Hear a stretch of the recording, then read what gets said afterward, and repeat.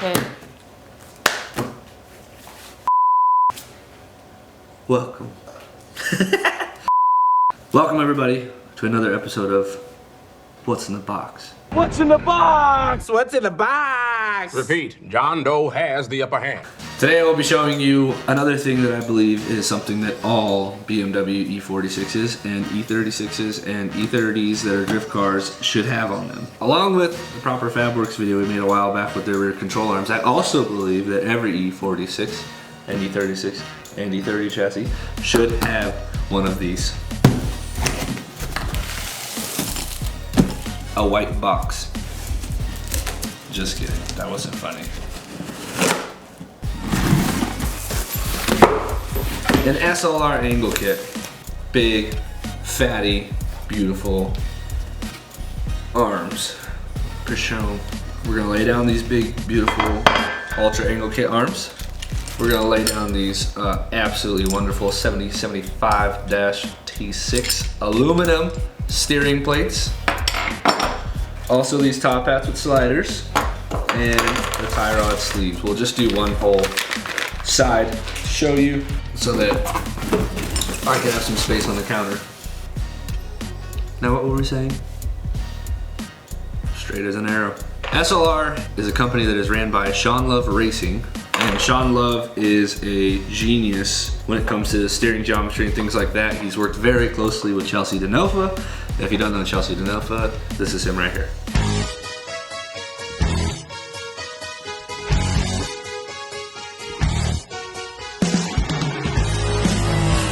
And what they used to do is he used to drive an E46 like this one, and he developed this kit with Sean Love Racing. And what they've done is created a kit where you can throw fat reverse entries like this.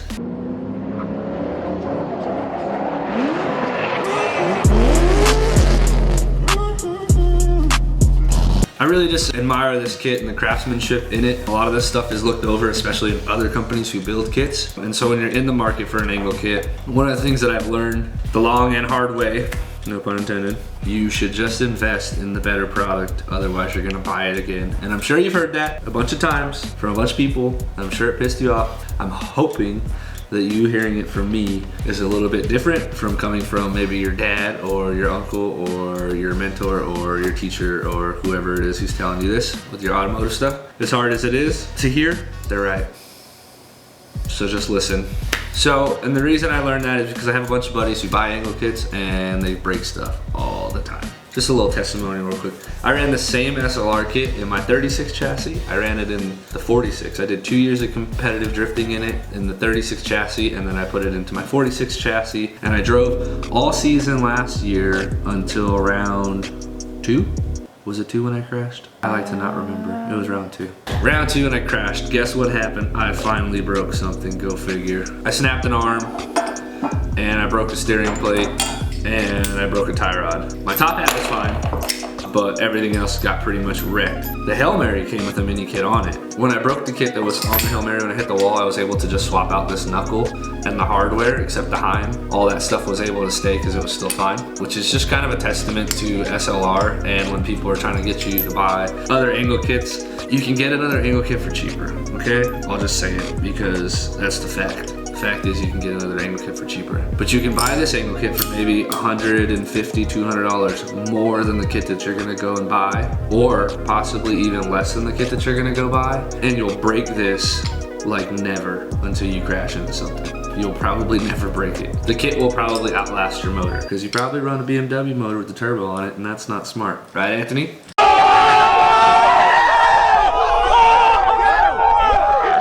I'm just kidding, I love you. He's gonna be mad. Some of the highlights on this bad boy. These top hats, super sick and legit. They have a slider that you can buy from them, or you can even adapt your slider from your coilover into their top hat And what it does is it allows you to offset the center of your front coilover further out to the outer side of your fender.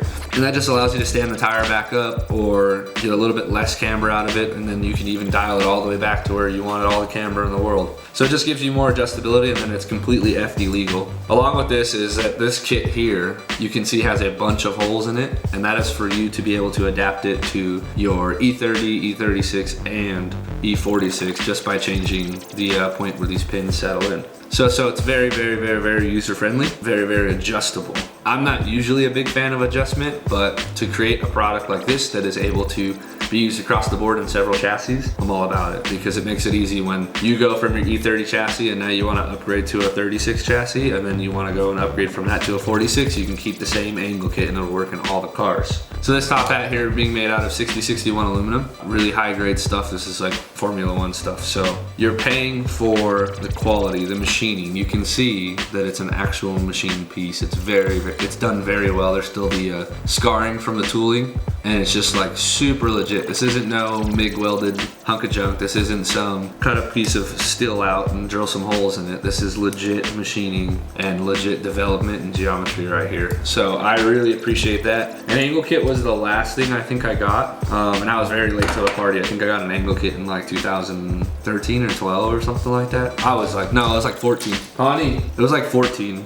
No, it was like 15. So I got an angle kit in 2015. Budget was really tight. I actually didn't have any budget. I ended up getting a car, flipping it. With the money that I got from flipping that car, I was able to buy an angle kit. I believe the kit retails for $1,200 or $1,300, which up front seems like a lot of money, but when you're talking about a kit that you're gonna put on your car and leave there for potentially years if you don't crash, that's really nothing, especially for the quality. Another thing is SLR has these sick tie rod tube adapters, and one side has the larger thread that'll adapt to their Heim on their steering plate, and then the other side has the OEM factory BMW thread pitch that'll go to your stock inner tie rods. To kind of touch on it real fast, this is a true bolt-in kit. This takes no fabrication at all to install. Just that, again, the quality and craftsmanship in this stuff is amazing. This isn't a stick of mild steel. This is another aluminum piece. This is 2024 aluminum, super legit. I believe it's a softer aluminum so it can bend if in fact you hit something or hit somebody. But I have not bent one of these yet. I've only bent inner tie rods. I actually have one on my car right now that I need to swap out. But this kit is gonna be going on to the Missile Mary. One of the things that I think I'm the most proud of SLR is their craftsmanship on their control arms. This is no MIG'd hunk of junk. These are, can you get that in the photo? Do you see this? This is TIG welded chromoly. These are not flat stock cut out of a water jet machine. This is not mild steel MIG welded together. This is high grade chromoly that is TIG welded together with nice freaking dime stacks in it. Every single weld is freaking gorgeous. Even the sway bar bracket itself has nice, beautiful dimes in it. The quality and craftsmanship in this kit is just unreal. You can see the welds go just for days. Everything on this is so beautiful. The ball joints are nice and stout. Nothing is cheap on this entire kit. Everything on this kit is extremely stout and extremely well put together.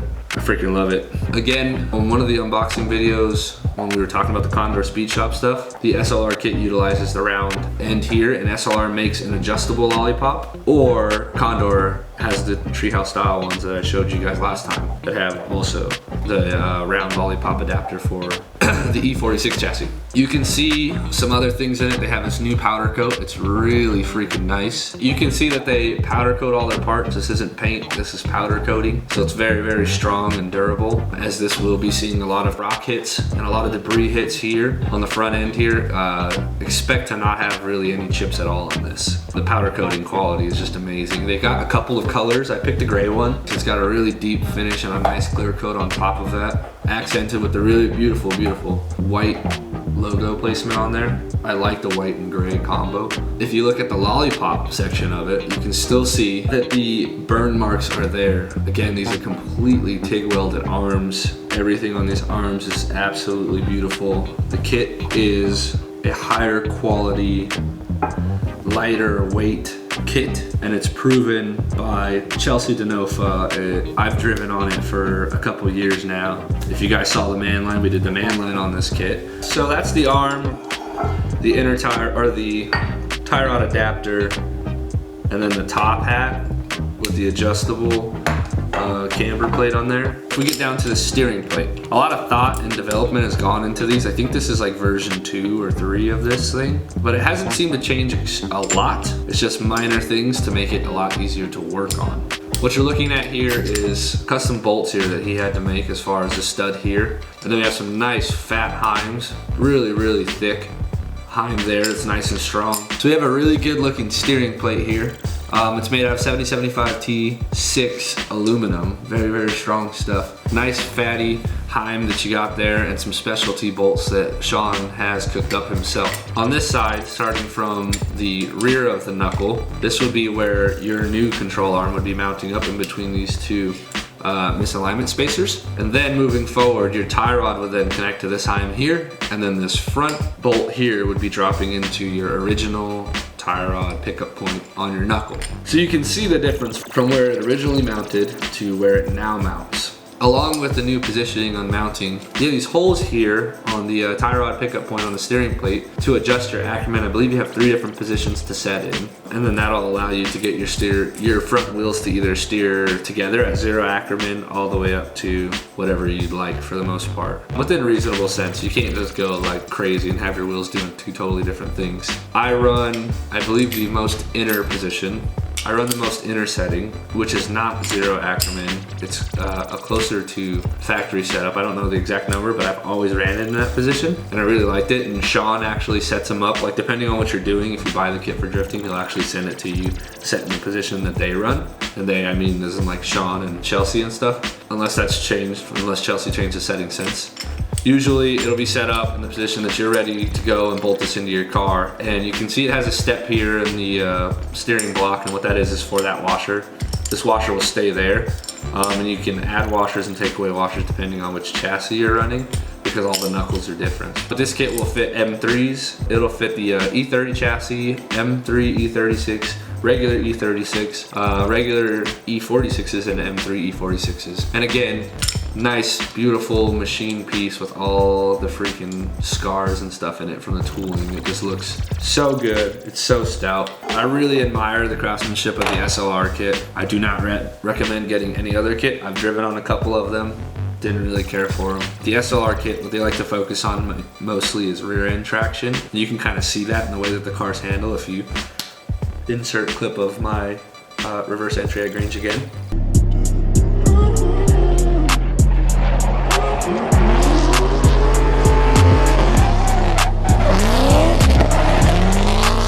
You can see how you can throw the car into the corner. The rear end will bite, the front end will not bite, and then the front end will skid back around with enough momentum. There's also clips of Chelsea doing it all over the internet, so you can see that kind of stuff. But again, the quality, the craftsmanship, and the price are all amazing. Spend it once, you don't have to spend it again. Stop buying junk, because you're gonna have to replace junk with more junk parts, because these parts are not interchangeable from kit to kit. We've already figured that one out. So if you just buy the SLR kit the first time, you can even get it in pieces. You can get the mini kit, which I believe is around retail of like 500 bucks. And then you can buy a set of arms later and inner tie rod sleeves. So the mini kit pretty much comes with the shorter tie rods and the same steering plate. You still get the steering angle out of it, you just won't have the clearance to run the big old Johnnies, big wheels. I like to run 1810s. My inner barrel does still rub on my control arm because it's an 1810-0, but style's everything, bro.